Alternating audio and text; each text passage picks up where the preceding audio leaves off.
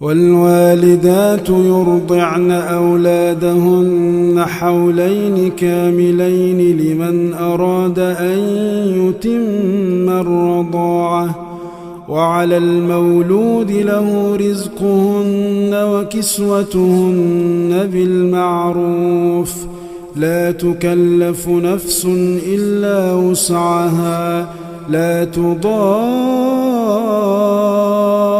والدة بولدها ولا مولود له بولده، وعلى الوارث مثل ذلك، فإن أرادا فصالا عن تراض منهما وتشاور فلا جناح عليهما. وإن أردتم أن تسترضعوا أولادكم فلا جناح عليكم إذا سلمتم ما آتيتم بالمعروف، واتقوا الله واعلموا أن الله بما تعملون بصير.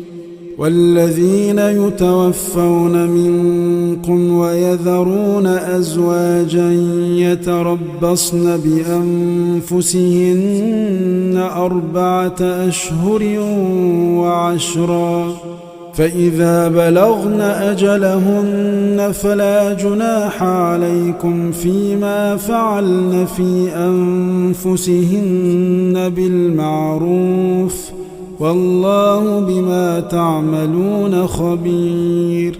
ولا جناح عليكم فيما عرضتم به من خطبة النساء أو أكننتم في أنفسكم، علم الله أنكم ستذكرونهن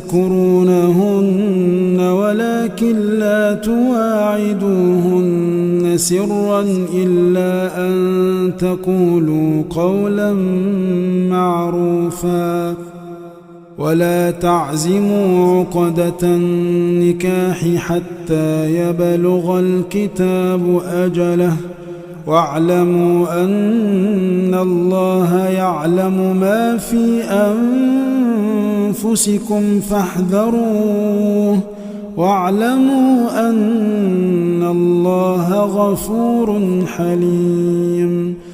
لا جناح عليكم إن طلقتم النساء ما لم تمسوهن أو تفرضوا لهن فريضة، ومتعوهن على الموسع قدره وعلى المقتر قدره متاعا بالمعروف حقا على المحسنين.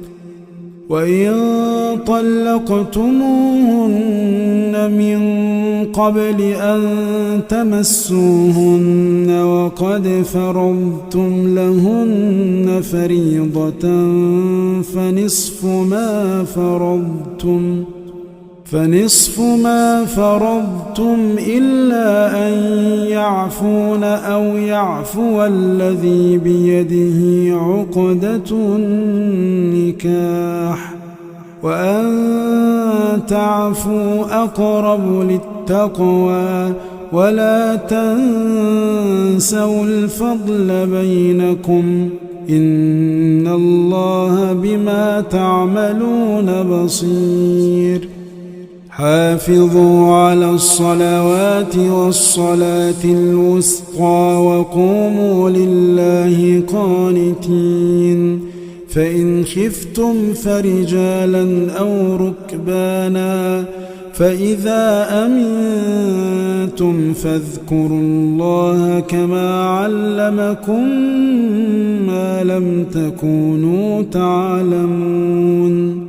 والذين يتوفون منكم ويذرون أزواجا وصية لأزواجهم متاعا إلى الحول غير إخراج، فإن خرجن فلا جناح عليكم فيما فعلن في أنفسهن من معروف، والله عزيز حكيم. وللمطلقات متاع بالمعروف حقا على المتقين كذلك يبين الله لكم آياته لعلكم تعقلون.